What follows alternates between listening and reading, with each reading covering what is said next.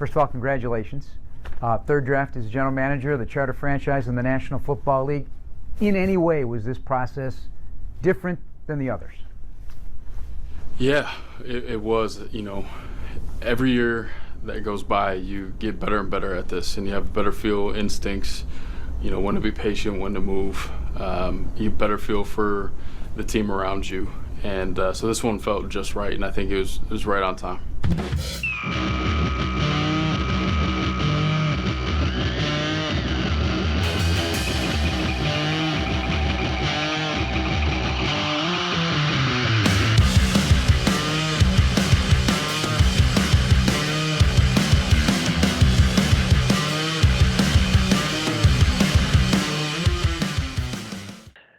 Research has estimated that we make up to 35,000 decisions per day.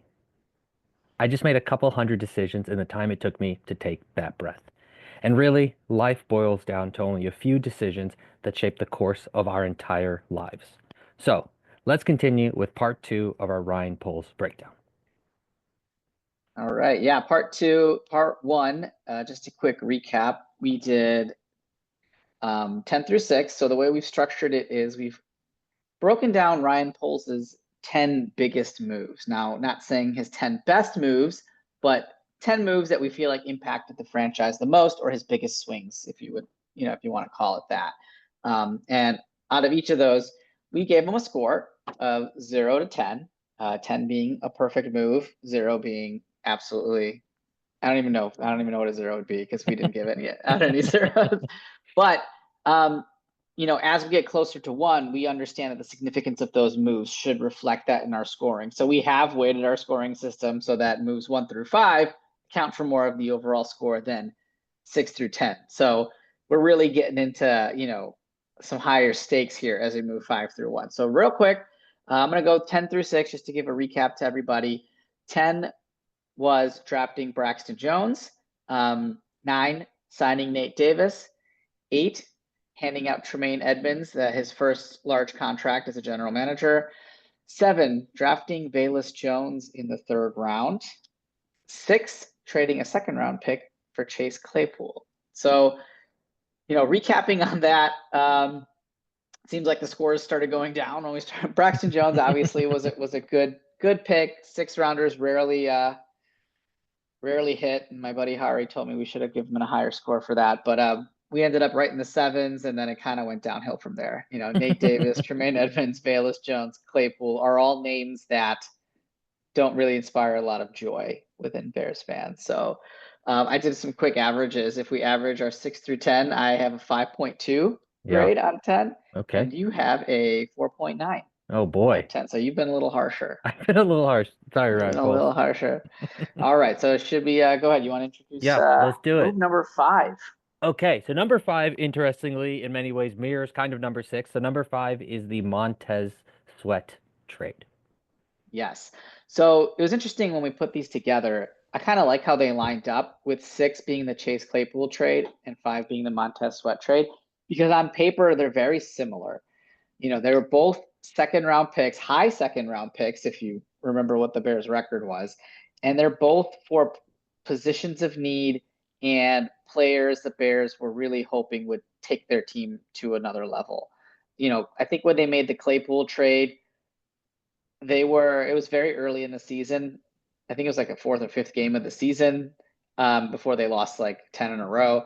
And same thing with the Sweat trade. I think they were kind of on the cusp a little bit, and then their defense actually started surging. So the Montez Sweat trade worked out better than the Chase Claypool trade, obviously. They gave Sweat an extension right after they traded for him. This trade was met, I think, with positives and negatives, because people were basically saying, why are we giving up so much draft capital?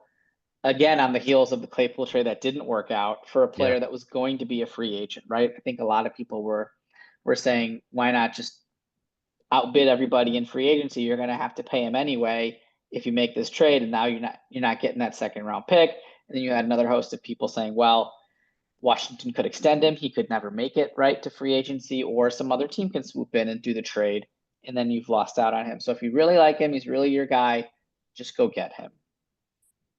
Wasn't there another lineman that was available for the Yeah, Chase Young. Chase Young? Yeah. Yep. Yeah. Also out of Washington, right? And I think most Bears fans were clamoring for him because he was the second overall pick and just more name power. But I know Montez had a down year last year, but I think he's had the better career since that trade, since those two players. Actually, ironically enough, when the Bears traded for Sweat, he made an immediate impact on the team, and he actually, I think it was the first time in NFL history or something like that, where he led two teams in sacks in the same year. It's Yeah. pretty crazy. My question about this. Yeah, sorry. Go ahead. Go ahead. No, what? I mean, my question is, because I want to rank this unbelievably high, and I guess yeah, do I need to be talked down? Because yeah, he had like a pretty sort of relative down year this year, but I think a lot of it was not having really help on the line on the other side in the way that, hopefully we'll have a little bit more of this year. And I mean, he dominated beyond belief, like Yeah. when we first got him, which yeah, it was crazy what he did.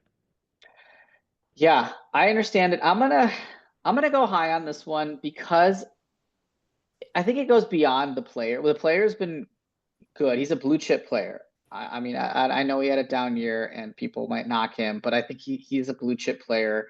I believe so. And they were able to get an extension. He's a core part of your defense now at a position of need, at a premium position too, right? There's only a couple premium positions. So it's like quarterback, left tackle, cornerback, edge rusher. These are premium positions. And I like it because Poles was not afraid to take another swing, right? The Claypool thing blew up in his face. Yeah. He could have very easily just kind of worked himself back into a corner and said, I'm going to keep the draft picks. It's safer. But no, he's like, hey, I liked my thought process, and maybe we didn't do enough due diligence or whatever, whatever Chase didn't work out, it didn't work out. But he stuck to his guns and went after Sweat. So I'm going to give this a 8-3. Yeah. Yeah, I mean, I'm gonna give it a 9. I mean, I don't know why I wouldn't give it a 10 other than just to not be extra because there's a lot, there's a lot of other All good right. decisions there, and maybe two. It could be arguably maybe too much, but yeah, he ended up being great, and as you said, I mean, a super important position plays a big role, and I mean, the long-term dude on the line. Yeah, I like it a Yeah, lot. the only reason I don't go higher is because of that. Well, could we have gotten them in free agency? I mean, I don't know. I don't know if you can really take that chance. And I would have liked for the Bears if they were going to do that to give him some more help to free him up and not see double teams all the time. But yeah, I mean, it's work. I don't think anybody can say that it didn't work out. So. You kind of like you get somebody that you like that you think can help. Like it seems like you might as if you have to pay a Just do little it. bit Yeah. more, just do it. Like what do we like? Yeah, off season Yeah. things get crazy. Yeah, I like it. And in the context of the Chase Claypool implosion. It's cool. I like it. I like that. I think that shows a lot about Ryan Poles' willingness to Yep. be like, I'm doing this, man. Okay, cool. All right, so on to number 4. The man, Jalen Johnson and his extension. Yeah, this was a big move. Jalen signed a 4-year, $76 million extension.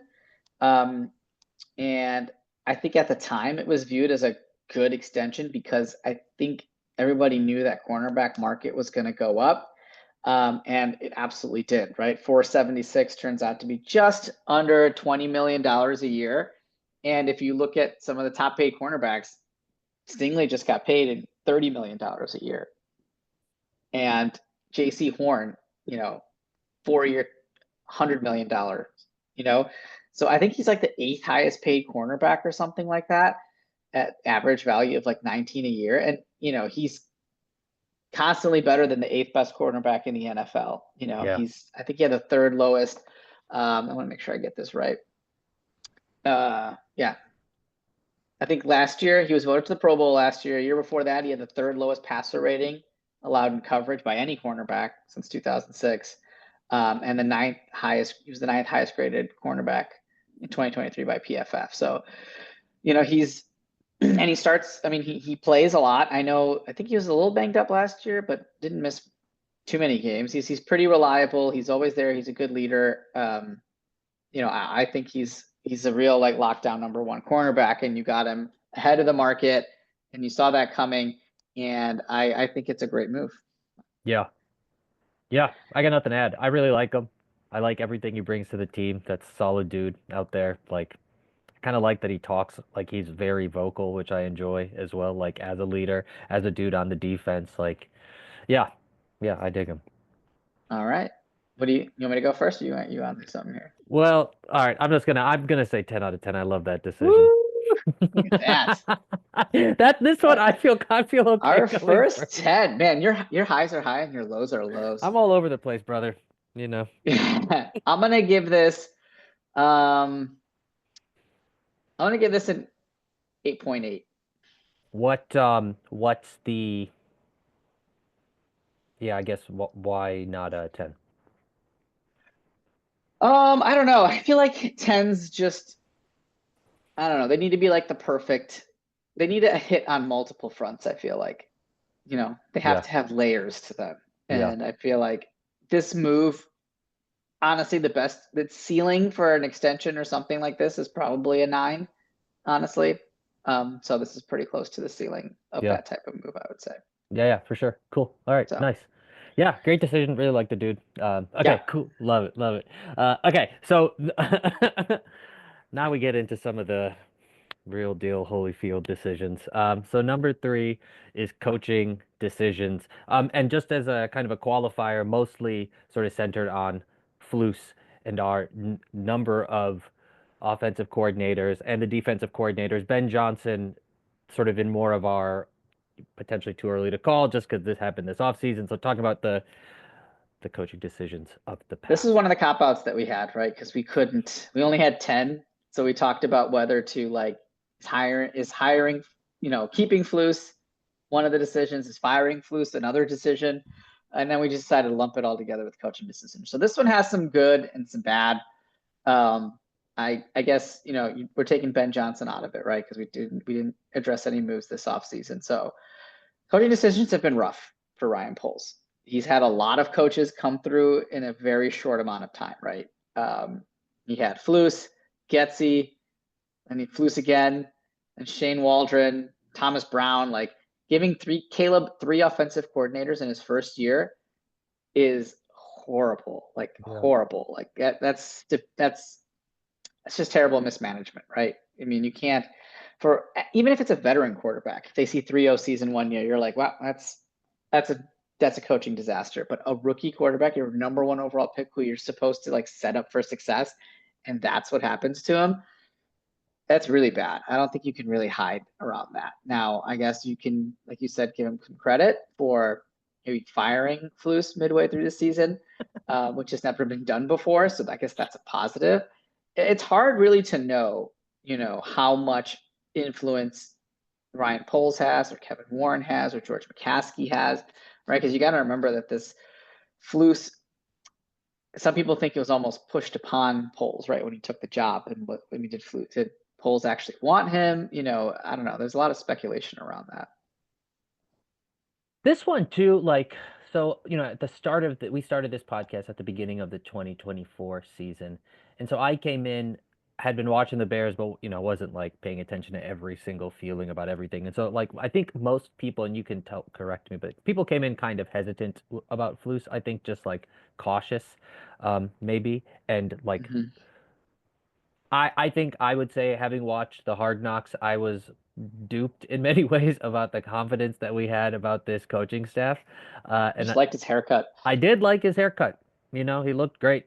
And I liked the way that it seemed like he talked to Caleb in Hard Knocks and the little private meetings and all the stuff that they had, and everything felt good. But it very quickly, like, yeah, became clear that it was a kind of a terrible decision. I think when we were talking about this off camera, you had said, like, sure, you fired someone, but like, you only fired someone because you hired them when you probably shouldn't have like brought them on Yeah. again. So it's like, this one's a complicated one because, or maybe it's not complicated, but Like, do you get credit for putting out a fire you started, right?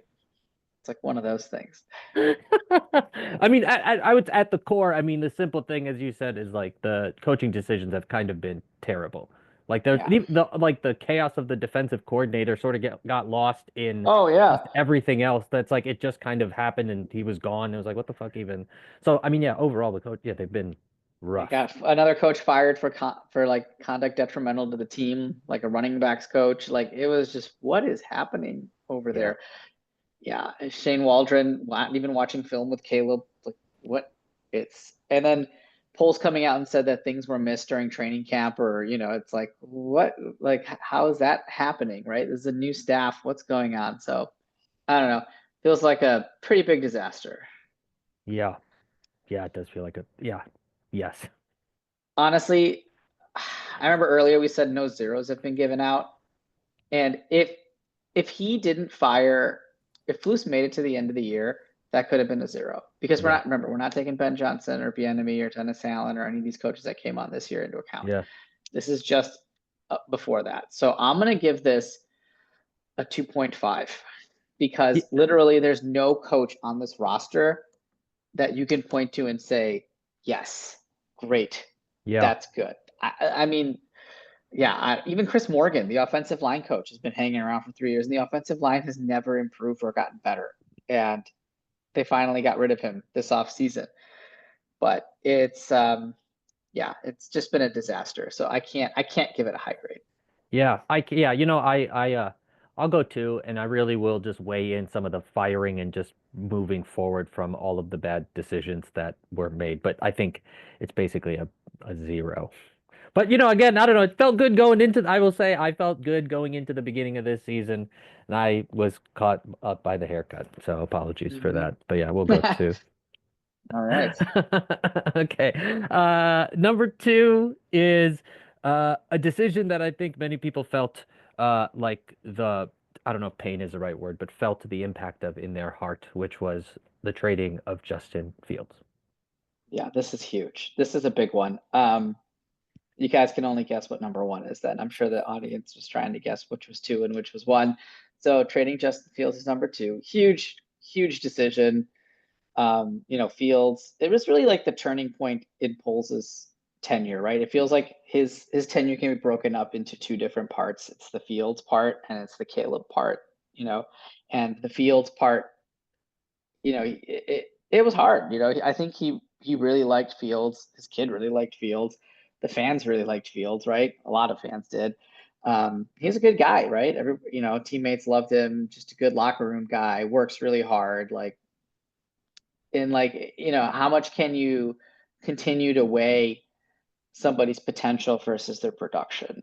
And at some point, you have to figure out how to make a business decision. And I mean, I was back and forth on this for a long time. And then by the end of the season, I thought it was pretty clear that they needed to trade him because you're not going to pick up his fifth-year option and pay $20 million. And then you have to sign him to a long-term extension, which is at that point, everybody was saying Daniel Jones money, which is like 40 million. Now quarterbacks are getting into the 50s, but you're going to pay him 40? I don't think so. I know the win-loss record, wins aren't always a QB stat. I mean, but that wasn't really all that great. Did he show some improvement? I guess marginally, but he still relied a lot more on his athleticism than he did, reading defenses and keying in on mismatches or audibles, line of scrimmage stuff. I don't think that was like his big thing. So, what were you going to do with Justin? And I don't even know if Poles knew exactly what he was going to do until the end of the season. I think he tried to give him help, which we'll talk about later, as our number one move. But only getting a sixth for him is tough. I guess you can only do what the market tells you or dictates. Now, I know Justin really wanted to go to Pittsburgh. Maybe that's why the return was low. I doubt it, though. I doubt if Poles had a 3 or something sitting there that he would be like, no, I've got to send him to Pittsburgh for a 6. So ultimately, the right move. Hugely polarizing decision. Return, not great, but I don't know. I wish you could have gotten a little bit more. Maybe you could have gotten a little bit more. But ultimately, positive move, very hard to do, stuck to his convictions. I'm gonna give this a 7.7 because I like the move. I thought it should have happened. I know it was hard to do, so he gets points for that. I wish the return was better, and I don't know how much the market dictated that or his desire to send Justin to a situation that Justin wanted to go to dictated that. Yeah. Yeah, the only thing I want to add to that too is I do wonder, given sort of as we've seen all the coach firing and the sort of lack of organization and lack of direction, lack of guidance, if Justin in a situation with good direction and all of that, given a place to grow and develop in a environment that like fostered that, what he could have been and what that would look like, we don't, we didn't have that.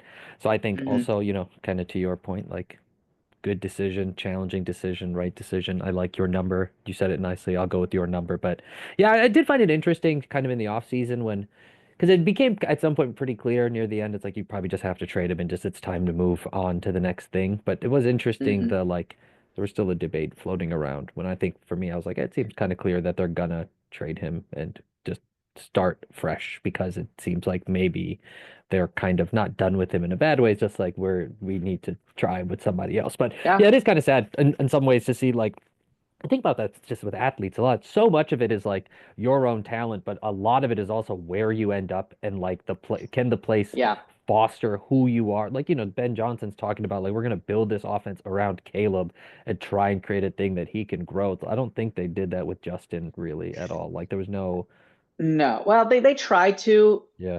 but ultimately it didn't work. They never gave him an offensive head coach like they just did with Caleb. Also, he was a victim of a little bit of circumstance and the fact that like his rookie contract was coming due and the Bears were sitting there with the number 1 overall pick, Yeah. right? Let's say they didn't. Let's say they had the 10th overall pick like they do this year in this draft, right? Let's say you have Justin here and the Bears are where they are. I could see them picking up his option because what are you going to get at 10? You might get a shot at Shador, maybe you don't. Then what? You're going to draft Jackson Dart, or what are you going to do, right? You might as well try it with Justin, but they had that luxury, I guess, to like say, you know what? If we think Caleb's floor is Justin right now, you have to make that trade because Yeah. now you're getting Caleb for another 4 years at cost control and you've basically reset the clock, right? And now Justin is, let's say Caleb is Justin, fine, but so then you're having Justin for another 4 years, right? Yeah. At that price, and now you can move off of him and get some draft capital. So I think some of it his fault for not making making the Bears like hang on to him by playing well enough. Yeah. But at the same time, it's just kind of the timing of it Yeah. and No. Carolina's awfulness. Yeah. Yeah. Okay, cool. I like your number. I'll just go with your number for mine too. Let's do it. Okay, cool. And then you want to hit us with a little drum roll for the number one on this list of Ryan Poles' 10 most impactful decisions.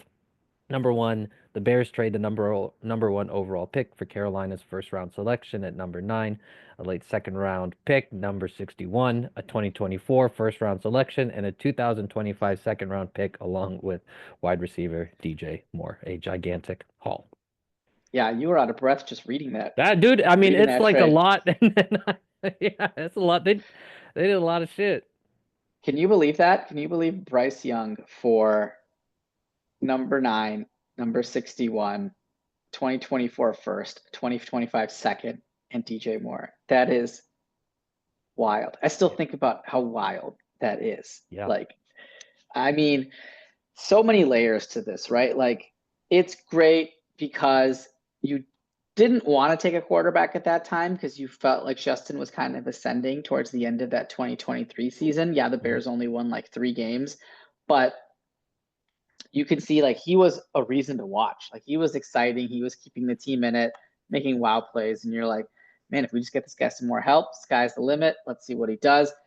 So what'd you do? You got him help. You got him DJ Moore, right? And then you drafted with number 9 a tackle. So you gave him a weapon and you gave him protection in that same draft, right? And then you can go out and I think they got Stevenson. I forgot who they got with 61. But on top of that, you get a 2024 first again, which played into it because Carolina, you weaken them so much by having them take Bryce Young, but then taking a weapon away from Bryce Young, Yeah.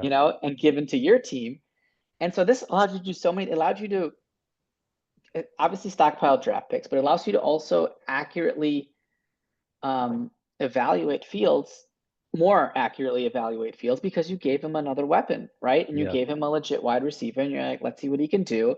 Also, you knew, and maybe, obviously Poles knew that the next year's quarterback class was really stacked. So getting that extra first round pick along with your own first round pick gives you ammo to move up or down in the draft if you like a certain quarterback, because everybody, knew that coming out, like, Caleb, May, Jaden, like, it was going to be a pretty loaded draft. And so everything that kind of was going to worked out for the Bears in this. I literally don't see any downsides. And this is why I give this one a 10. Yeah. And like, with the Jalen Johnson extension, you're like, why wouldn't you give that a 10? I'm like, no, it's great and it worked out, but it feels just like a one of one, right? It has a singular impact into what we're doing.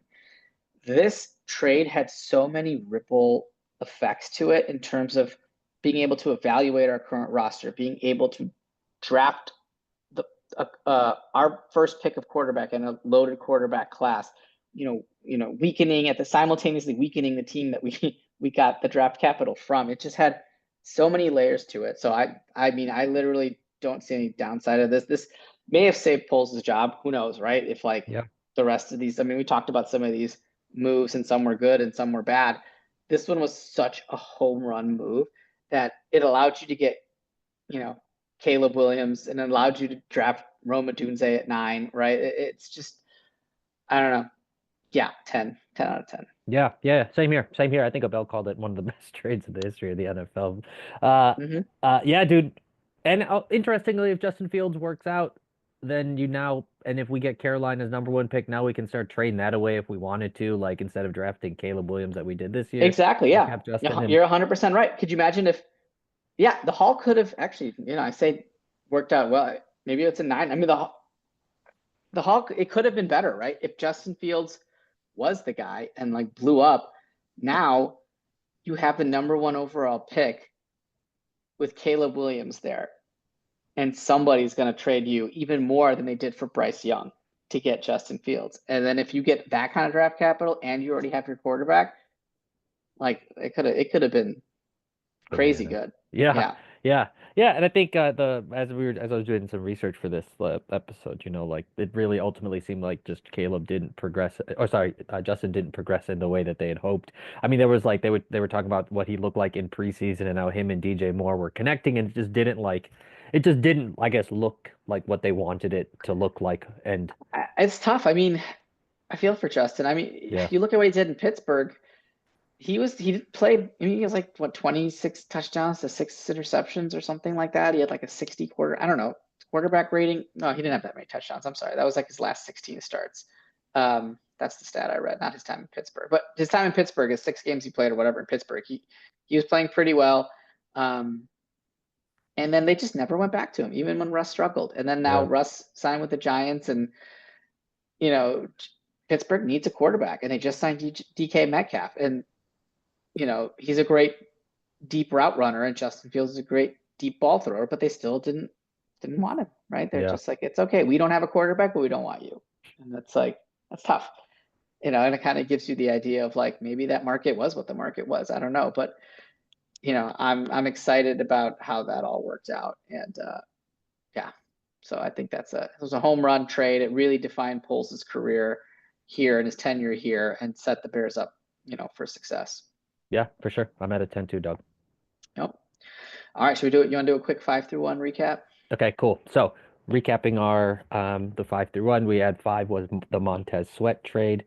Number 4 was the Jalen Johnson extension. Number 3 was the coaching decisions, the Flus and the Getzies and the Waldrons and all that jumbled nonsense. Number 2 was trading Justin Fields. And number 1 was the greatest trade in NFL history, the Bears getting Carolina's hella picks that led to where we're at today, basically. Yep. So final score, we're actually pretty close. Mine ended up being a 6.59 out of 10. Okay. And you're a 6.65 out of 10. Wow. All right. So you jumped me in terms of the Poles Kool-Aid, but you gave out a couple 10s and a 9er. I didn't have any 9ers. I had a couple 8s and a 10. So yeah, we're about 6.5 out of 10, a little over 6.5 out of 10. Yeah. Which I actually thought it would be higher. I thought we'd be right in that mid 7 range, but numbers don't lie. Numbers are what the numbers are. Yeah. I think, yeah, there does really feel like there's been a lot of learning that has been happening over time with him, and like, yeah, some of the early past decisions and kind of comparing him to some of the decisions we've seen this offseason. I've been Actually, that's a really good point, because in that opening clip that you played, he talks about, there's an interview that Poles had. He talked about, it was right before the 2024 draft, and he talks about how every year you do this, you get better and better at it, and you understand your team more, the dynamics more. And if you look at 10 through 6 versus 5 through 1, 10 through 6 were early on in his tenure, and 5 through 1 were mostly later on in his tenure. So, and I think we scored, we went over the averages, the 10 through 6 average, 5.2 I had, and on the back end, 7.5. So, he's doing better with his more recent stuff. So maybe he is improving. He's a first-time GM, so yeah, 6.5 roughly out of 10 for us. all right. Hell yeah. Okay. Any final thoughts before we get out of here? No, this is a good exercise. Like I said, I'm surprised that it was as low as it was. I thought it'd be higher. Maybe I was being a little harsh on some of my critiques, but I take back nothing. I take back nothing either. Yeah, it's just, how much, this is maybe not the time for another episode, but it's like, you really do have to give people space to grow. Like we're talking about, players need time to grow, Yeah. quarterbacks need time to grow. They need like environments, Coaches. coaches. Like you need GMs, a dude who's never Yeah, been a GM that's in a true. space coming to this team that isn't his, like with people that isn't his. Like there are, honorable mentions. Like I think one of the first things we ever said was like that Khalil Mack trade sort of set the stage for like kind of, opening. I'm here to, make a new wave. But yeah, you really got to give people time. How much time you give people, especially in like, because it's been interesting because you could like if, yeah, with Ryan Poles, it's like, well, I don't know, we've only won 15 games, but also we now have this offseason, which seems hella positive and all. And as he's been, if he's trending in the positive direction, like maybe you do give, yeah, I don't know. That's a tough decision. How much time do you give people to grow and Right. learn? And Right. I mean, it's a multi-billion-dollar industry, right? Like you don't have that much time. You're losing money if you're not winning. So it yeah, is a short leash and cutthroat. But I do find it encouraging that his more recent moves have scored positively, at least in our stupid little, game that we're scientific. playing. Yeah, Scientific. than his older moves. So Hell yeah. Sweet. All right. Well, thank you for sitting here. Thank you for listening. Thank you for also do your own score. And yeah, hit us up if you are doing scoring on your own. We'd love to know what you came up with or what your own top 10 is, or if you thought there should be more tens or less tens or zeros or any of that shit. are you gonna post our score sheet? Oh yeah, we could do that. Yeah, we'll post our score sheet and then you can, yeah, maybe we'll turn it into a drinking game of some sort. For Samir Patel, I'm Chirag Rathod. We are the Bears in the neighborhood, and we will catch y'all next week. I give this podcast a 6.5. I gave it a 10 out of 10.